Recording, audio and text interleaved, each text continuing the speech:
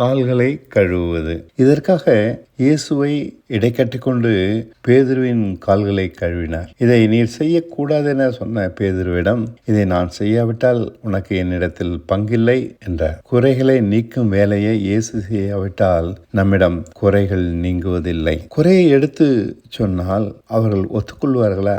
கோபப்பட மாட்டார்களா? தான் சரி என்று வாதிட மாட்டார்களா? உண்மைதான். எல்லோரிடமும் குறையை எடுத்து சொல்ல முடியாது. மாறாக அதை நாமே கழுவ வேண்டும் என்கிறார். அவர் நீக்க மாட்டார். அவருக்கு நீக்க தெரியாது. நீக்கிவிட்டால் எவ்வளவு நன்றாக இருக்கும் என்பதும் புரியாது. ஆகையால் அந்த குறையோடு அது ஒரு குறை என்றும் தெரியாமல் வாழ்கிறார். நாம் இதை எப்படி செய்வது? உதாரணத்துக்கு, கோள் சொல்வது ஒரு குறை. உண்மையாய் இருக்க தெரியாது.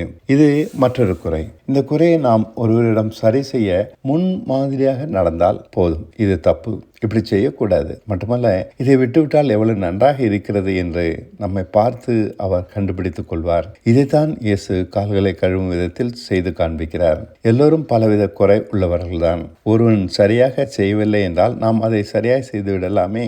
நம் முன்மாதிரி ஒருவனை திருத்தும், எப்படி நடந்து கொள்ள வேண்டுமென எடுத்து காண்பிக்கும். இதைத்தான் இயேசு, நான் உன்னை கழுவாவிட்டால் என்னிடத்தில் உனக்கு பங்கில்லை என்கிறார். முன்மாதிரியாக இராதபடியால் அவனவன் இஷ்டத்துக்கு நடக்கிறான். நமக்கு பரிசுத்தமாக நடக்க தெரியாது. சிந்தையும் வார்த்தையும் செயலும் பரிசுத்தமாக இல்லை. அவரை பார்த்து நாம் மாற வேண்டும். மாறாவிட்டால் அவரிடம் நமக்கு பங்கில்லை. முன்மாதிரியால் அவரளவு நம்மை பரிசுத்தமாக்குகிறார். ஆனால் அவரளவு பரிசுத்தமானவர்களை நாம் காண முடியவில்லையே. அவர் கழுவ நாம் இடம் கொடுப்பதில்லை, இல்லையா? குருட்டு நம்பிக்கைகளை விட்டு நாம் கழுவப்பட வேண்டும். நாம் இயேசுவை கண்டிருந்தால் கழுவப்பட்டிருப்போம். மாறாக அநேக குருட்டு நம்பிக்கைகளை வைத்திருக்கிறோம். இயேசுவை பார்க்காமல் தங்கள் நம்பிக்கைகளை பற்றி கொள்வதால் எந்த மாற்றமும் ஏற்படவில்லை. சர்ச்சுக்கு போகணும், அங்கு இயேசுவை கண்டிருந்தால் மாறியிருப்பார்களே. இயேசுவை அல்லாமல் வேறொன்றையும் நான் அறிய வேண்டாம். 1 கொரிந்தியர் 2:1-2 வசனங்கள். சிலுவையில் அறையப்பட்ட அவரே என்று வேறொன்றையும் அறியாதிருக்க தீர்மானித்தேன் என்கிறார் பவுல். சிறந்த வசனிப்புகள், ஞானமான பேச்சுக்கள் நம்மை மயக்கி வைத்திருக்கின்றன.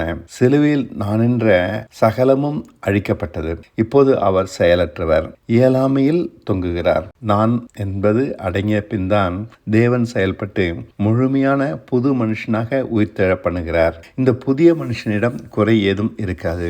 அவரை பிரசங்கித்தால் யாவரும் சுயநலமற்றவர்களாகி புதிதாக மாறியிருப்பார்கள். செயலும் சிந்தையும் தானாய் பரிசுத்தமாகிவிடும். நாம் இன்னமும் செயல்படுகிறோம். நம் இயலாமையால் தொங்கவில்லை, ஓடிக்கொண்டே இருக்கிறோம். அடங்குங்கள். அவர் செயல்பட்டு நம்மை புதுப்பிக்கும் வரை தொங்குங்கள். புதுப்பித்தால் தெளிவான சிந்தையுடன் நம் செயல்கள் அனைத்தும் புதுப்பிக்கப்பட்டிருக்கும்.